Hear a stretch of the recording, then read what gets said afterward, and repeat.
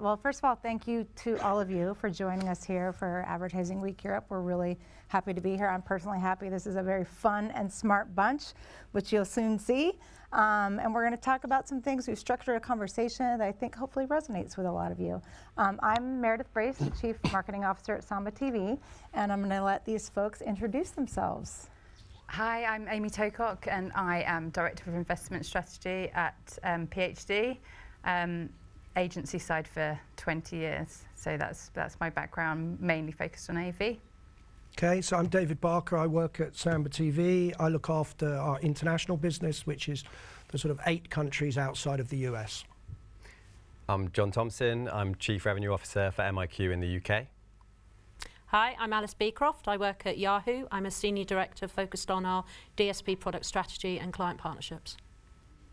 All right, I'm going to start it off by just giving you a little bit of context for this conversation. So in the last 18 months, we've seen this interesting development, right? We've seen this fragmented ecosystem within the advertising world, with companies being very siloed in how they approach the marketplace. And you know, businesses across the industry are starting to kind of break down those walls and really think about how to collaborate through data integrations, through licensing different sets of data to work together to strengthen their position. Samba TV has been a part of the shift. We're very proud of that. And we've brought together, again, this incredible panel to really talk about how they've been approaching this collaboration, their view into the world of how advertisers and agencies and platforms are really thinking strategically about how we can work together and provide better ways to plan and target against our audiences. And so hopefully a lot of you, that resonates with you. And if we get started, I'm going to start with Amy, sitting right next to me. So if you look at the past 6 to 12 months in your sort of view of the world, what are the challenges and pain points that you've really had to address in TV advertising specifically? So I guess the thing that we're trying to achieve on behalf of advertisers, agencies, is to get the right message in front of the right person at the right time. That's been the case for a really long time, but our ability to go about that in the right way has become more and more challenging with time. I know we're looking at the 6 to 12 months, but there's some age-old challenges that still exist. So unbelievably complex landscape where you've got people viewing on different devices, different content. You can hear it on your smart speaker. There's just a wide breadth of choices for viewers. The walled gardens make it really difficult to look at how the sum of the AV parts all come together. And then you've got siloed teams responsible for those elements of AV that come from different skill sets and talking slightly different languages, and that's the same, that problem I think exists within the supply side, the agency side, the client side, people just kind of talking about things in a slightly different way that's made it a bit slower to get to the right answer. And I think that one in particular, we're in quite a good place now, and that's improving. But then in the last 6 to 12 months, I just find myself in far more conversations with data analysts and legal teams, because we're looking at things that all of a sudden we've got to, clients have got to have a DPO involved, and it's clients have got to think about what audience are they looking to use? Are they using first-party data? Have they got first-party data? Are they going to share? Who are they going to share that with, and what are they going to do with it? Clean rooms, and there's all these other elements very of the complex that come in, and it's our job to be the kind of look at that whole landscape, review it, have a view on it, and what the best thing to do for your bespoke client need is, and that's challenging because that takes a lot of people with a lot of different skill sets, a lot of time, a lot of resource and time and money into tools and tech. So yeah, there's quite a lot to unpack, and you've got to rely on the right people having the right conversations. So collaboration is absolutely key. So harder than ever in agency land is what I'm hearing, in terms of complexity and how you can try to simplify it for folks. Yeah, I mean, I don't want that to come over too negative. I mean, I think we're in a really, really good place. I could fill my whole week with people that want to come and talk to me about ideas and solutions that they've got to help us understand that landscape better. But it's just, yeah, so it's a really positive thing. I think we're on the cusp of some really amazing understanding, and we've got a lot behind us over the last, couple of years as well. Yeah. So yeah, it's good. Good. I think it's a kind of call to everyone is like, let's make innovation easier if we can. Dave, I'm going to move to you. And so the industry, how are those challenges that Amy just talked about, how do you think the industry is responding to these challenges? And if you think about, will this shift help us to get to better outcomes? Sure. So, I mean, everything's changing, isn't it? So just within the environment of TV, we've obviously got linear TV, which is still super popular, but what we're seeing is people have got more choice than ever. They're being pulled towards CTV channels, and there's all sorts of ad-funded channels now, like, say Netflix, which are becoming ever so more popular. So you've got that. And then you've got the agencies. When we first sort of started the UK business, we were pitching really just to the traditional dig teams, trying to get media activation going. Then suddenly we had the AV teams calling us. And then we had the comms planners going, well, actually, we get sort of display and video, but what can we learn from TV viewership that can actually inform our comms plan?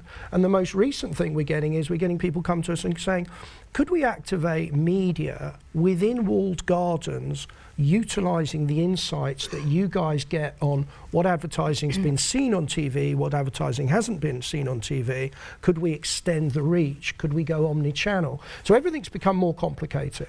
And I think our core offering has therefore become a lot more attractive to a lot more a wider selection of companies. So we now get people, because when we started, we kept all the data and insights to ourselves. Nowadays, we're happy to make that data available.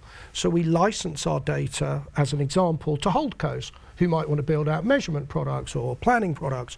We license our data to DSPs who might want to help, activation. We license our data to people like, say, if I say agency generically, I say, MIQ's a partner of ours, Yahoo's a partner of ours. Suddenly, it's all about collaboration. And as brands are invited to get involved with new initiatives, one of the things that's absolutely key to drive the success of a new initiative is to be able to prove out the value. Yeah. So it's all well and good. There'll always be a brand who says, let's just jump on that bandwagon and get some free PR. And that's fine. But following on from that, you've got to prove it's worth doing. And that's why we're focused so much now on providing, we are really that TV data partner, and then we will help people develop out products that they could use, such as measurement products, media activation products, etc. So to your point, it's everyone's trying to collaborate to make all these new initiatives more attractive to brands so that they can prove the ROI and then invest more heavily. Yeah. Right. Anything else? I was just I think within that, because it's about the right person, right place at the right time, but even more so, like to your point, it's about, for every pound spent, what is the most effective placement of at the right time and at the best cost. So there's even more focus on that element of the message, and because there's some great solutions out there, but there's also limitations on the working hours in the week, and I heard someone say recently, is the juice worth the squeeze? And I thought that is so perfect for that's what you've got to think through and get to a place and be respectful of each other's time when you're looking into these things. Are we going to, what are we hoping to achieve from this, and how are we going to measure it, and is that the right measurement, and is that going to be valuable? You've got to be kind of having that in the back of your mind when we're having conversations about these potential solutions. Just having the value add in the back of your mind, I think, is really important. Yeah, I agree. Outcomes. We're hearing a lot about outcomes across the board. I'm going to skip to Alice, and I'll get back to you, JT. So, Alice, you have a very recent example that we're excited about, which was about when you think back to collaboration and companies coming together. So this week, Samba and Yahoo announced a big partnership with a comprehensive approach to advanced TV, both targeting and measurement. Can you tell us a little bit about that partnership? Yeah, of course. So if you haven't seen it already, we announced it yesterday. And as you've mentioned, Samba and Yahoo have come together and basically to license Samba's data in order to be able to build out proprietary planning, measurement and targeting tools within the Yahoo DSP. Now, I think, Amy, you mentioned about the fact that sort of the difficulties about all of the fragmentation and the different ways that the different sort of walled gardens and everything are working right now. There is a plethora of supply that's out there. Equally, I think personally, when I consume TV content, I don't think about the device that I'm consuming it on. I think about the content that I'm physically wanting to watch. So by licensing the Samba data and bringing it into our tool set and building products out off the back of that, what we're able to do is offer advertisers and clients the ability to be able to find their audiences in a much more efficient way and also plan their media budgets in a much more sort of effective way in a cross-channel way. So whether it's a case of wanting to be able to use linear data to find the right audience within connected TV based on viewership data, or whether it's a case of wanting to expand or extend the linear advertising campaign that a client's running out onto CTV, or even potentially actually limit those households that are going to be exposed, thereby sort of reducing frequency. This data allows us to be able to do it. But it's not just on the activation side. I think measurement, I mean, the number of CTV events, panels, etc. I've come to where measurement has been called out as being shall I say, the thing that nobody has yet quite properly solved yet. And obviously, you know, we talked about collaboration and coming together. This partnership allows us to be able to take that linear viewership data, bring it into the digital ecosystem and through the Yahoo device graph, provide sort of a scalable way of finding incremental reach in those other channels. Now I'm going to come back to the word scale and again sort of touch on the whole sort of thing that in the industry right now, or within the sort of advanced TV industry, everything is very, very siloed. What Samba offers is the ability to transcend bringing that data, that ACR data, through from just one single manufacturer. We're not focusing on a small portion of the population. Instead, what we're able to do is, by partnering with Samba, allowing us to access data from a huge volume of different manufacturers, and then combined with the 200 billion daily cross-screen signals coming from the Yahoo identity graph, build that bridge between linear and digital. So activation, tick. Planning, tick. And then on the measurement side, from an incremental reach perspective, we actually had a relationship with Samba going back 18 months in Australia, and we're already seeing the proofs in the pudding. There's a huge retail client that we've been working with in an evergreen way in Australia, and the reason why they keep coming back is because of the tool set we've produced due to the Samba data that's integrated in, where we're able to consistently see upwards of 46% incremental reach without spending additional media budget. And arguably, that's what marketeers want, isn't it? They want to be able to use their budget more effectively, find their audiences more efficiently, and get better ROI off the back of it. So, like, really great example of key collaboration. Yeah. Love it. I learned a little bit more than I didn't know about that partnership, so thank you for that. I learned a bit more about Samba. You know, if you ever want to come and work at Samba, there's always a job for you. Witnesses, job yeah, up there. Exactly. We might recruit you, Alice. Okay, JT, we just talked a little bit about reach and frequency, so I want to dig deeper on that. So if you think about, I mean, in general, we all know reach and frequency, we have issues with that in general, and that's a global problem. What do you think about, you know, what's holding us back from getting to those elusive audiences that, you know, we touched on a little bit, but, you know, with the reach harder to get around certain demographics and certain audiences, like, that becomes more challenging for those harder to reach audiences? Yeah, I think a big challenge that I observe is trust. So as Amy said, like, people only, right now in our industry, people are getting asked to do more work with less resource. We've only got so much time. And on one hand, you have Barb saying that people only watch BVOD and linear, and they've obviously got a vested interest. Then on the other hand, you've got Google saying that anyone under the age of 40 only watches YouTube on their TVs now. And marketers are stuck in the middle, not knowing what the truth is. And it's really understandable that they might just carry on doing a lot of what they've been doing before because they don't know what the source of truth is. So that's why we've invested heavily in the integration with the ACR data of Samba, because it gives us something open source and objective to try and give a trusted point of view on that. I think another really interesting one is this sort of socio-economic bias that you see in some marketing planning cycles. So the average marketing job in London is pays 40% higher than the average household income in the UK right now. But a lot of people's viewing behaviours are projected onto the whole of the UK. So just because we can afford to have 3 SVOD subscriptions, for example, it really doesn't mean that the rest of the UK are doing the same thing and are consuming content on their big screen in the same way. So again, that's another nice use case where you can sort of strip aside your biases and use an objective source of truth to get a full understanding of how different people in different parts of the country in different socio-economic situations are consuming content, and therefore how your brand can engage with them. Yeah, it's important. Representation too is really important as you think about that. Thank you. So Dave, you touched on, bringing data and technology together through more flexible solutions and, across TV and analytics.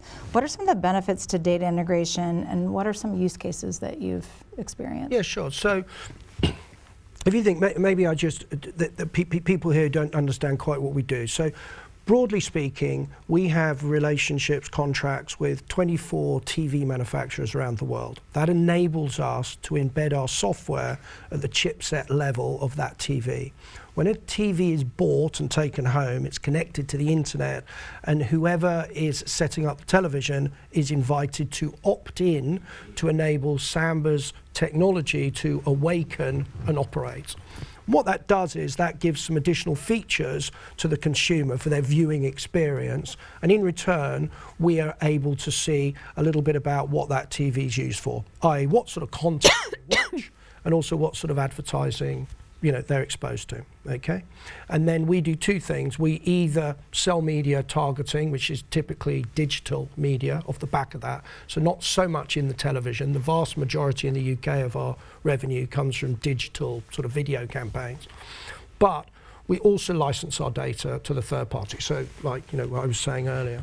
So typically, one of the big things that we'll be used for is for people trying to activate media themselves. So good example, MIQ as an example will say, if you're running a linear TV campaign, would you like us to show you areas of the country where you have underexposed the reach or overexposed, and you guys can target campaigns, accordingly. We might have another company say what's a good example? Somebody like TV Squared, who also known now as Innovid, who are actually adding our data to their measurement products, and then what they're trying to show in their dashboards, etc., is when has the linear campaign reached a certain, shall we say, level of effectiveness, and when the digital became more effective, and therefore planners can sort of, upweight or downweight. And I think that's the sort of thing that you guys might be doing a little bit of as well. So you've got the whole measurement side, you've got the media activation side, and then we have a lot of agencies who ingest the data and they're using it for planning and trying to sort of put a holistic plan together and trying to understand, in the sort of media mix or whatever you want to call it, how much should be TV and how much should be, other elements. But the area that we're really keen on at the moment is everyone wants to be able to use our TV insights within the walled gardens. This is a problem. So what we're doing, we're just about to launch a product. We haven't come up with a cool name for it yet. We call it internally. Don't say the current name. Don't even say the current name. Got it? Yeah. Says the marketeer. Don't reaffirm the bad name. But we're bringing to market at the moment a product that will enable an agency or one of our partners to launch a product where you could, for instance, use our targeting within environments like social, within YouTube. I think you guys are already doing a lot of YouTube, obviously within CTV, etc. So Samba sort of becomes very much a TV data first company with an ecosystem of partners who are accessing our data in order to make their products, shall we say, sexier, more viable, more measurable, etc. So at the moment, you're going to see we've obviously announced the Yahoo deal. We work very closely with our friends at MIQ. You're going to see a plethora of new partners, which are basically large-scale media businesses in this particular market in the UK, all going, we now have access to Samba data. We can now launch some more advanced products utilizing those insights. Great. So it's a collaborative ecosystem as opposed to we're holding it all for ourselves. Anybody else have any interesting use cases or experimentations? Well, I think the YouTube thing is really interesting because even though the numbers can be debated, I think all of the data shows that people are watching more YouTube on their large screen. And as the hardware improves, it will be easier for that content to be thrown up onto a big screen. And like what we're investing in at the moment is using machine learning techniques to build content channels that are like more suitable or native to the big screen experience, and then using this ACR data from Samba to only target people that are incremental on top of linear TV exposure. And I just think that's a really fun like challenge for a marketer to get stuck into, like really sensible, interesting supply on the screen that you want, with the content length that you want, and the incrementality that you want. So I just think, like, why would you not explore that, really? Yeah, it's good stuff. And at Yahoo, off the back, I mean, we're not just an ad tech business, we are also a commerce business as well with our publishing assets. And through that, we have a huge volume of insights and information about our users, about our sort of, one-to-one logged in users. So being able to take the viewership data that is coming through the license ship with Samba, and then enriching that with the information that we have from Yahoo Mail, Yahoo Search, etc., and being able to give that back as a value add to the advertiser to be able to say, well, look, the people that have been exposed on linear to your ads, this is what else they're doing within the ecosystem. These are the purchases that they're making. These are the search things that they're making. So thereby allowing them to actually make a more well-rounded cross-channel plan rather than just focusing on one particular type of data. Yeah, I like that. Bringing more data sets together, collaboration, better together, you just have a richer view, which is really important. We have one customer in the US who actually gives us their TV plan. This is a company that you might use if you were to go on holiday somewhere, an online company.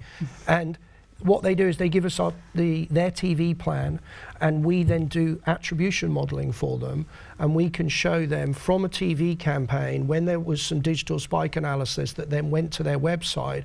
They then give us the actual, not just the basket size of the purchase of the holiday, but they'll give us the profitability on that holiday. We then feed that back to their agency, and their agency uses that to negotiate the TV buys.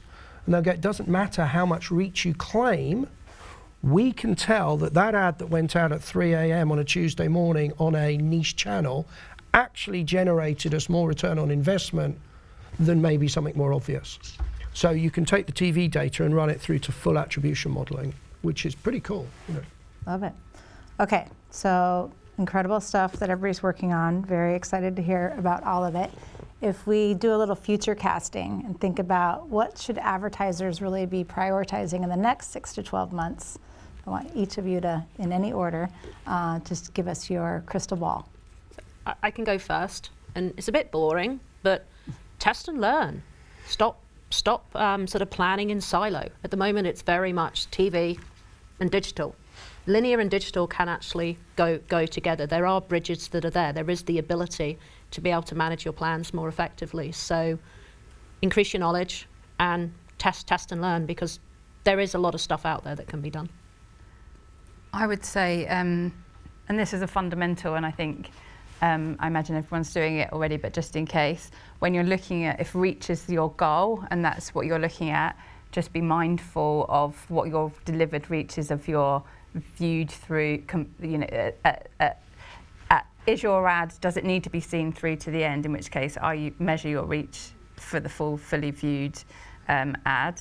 And also for the next 6 to 12 months, I think we've been in a world where we've got, like you say, traditional TV, and then we've got digital, and that's more probably based on audience and eyeballs. And old school TV planners are very much into spot by spot what you buy. I think merging those two worlds together, there's brilliant things about the pair of them. And one thing I would encourage is that when we're moving into a world where it is about the most effective eyeballs, also be thinking about context and environment. I think that's important to hold on to that, and to make sure that we're thinking about that when we're looking at reach and frequency and thinking about what we're measuring, also thinking about environment and context. And I think there'll be a lot more learnings in that space.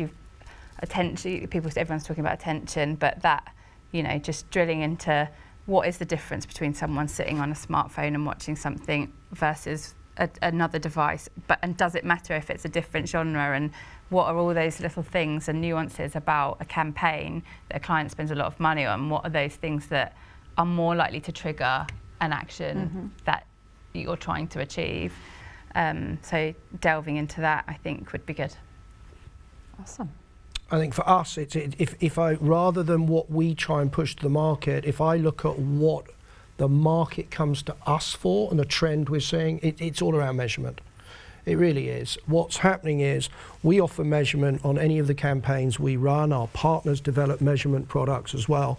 We're getting people now coming to us saying, even if we're not doing any media with you guys, could you act as someone who can measure the effectiveness of our TV and digital campaigns and give us a holistic view on that? And what we're seeing is more and more standalone measurement requests for us to do. So I think that would be interesting, which 3 years ago we didn't do.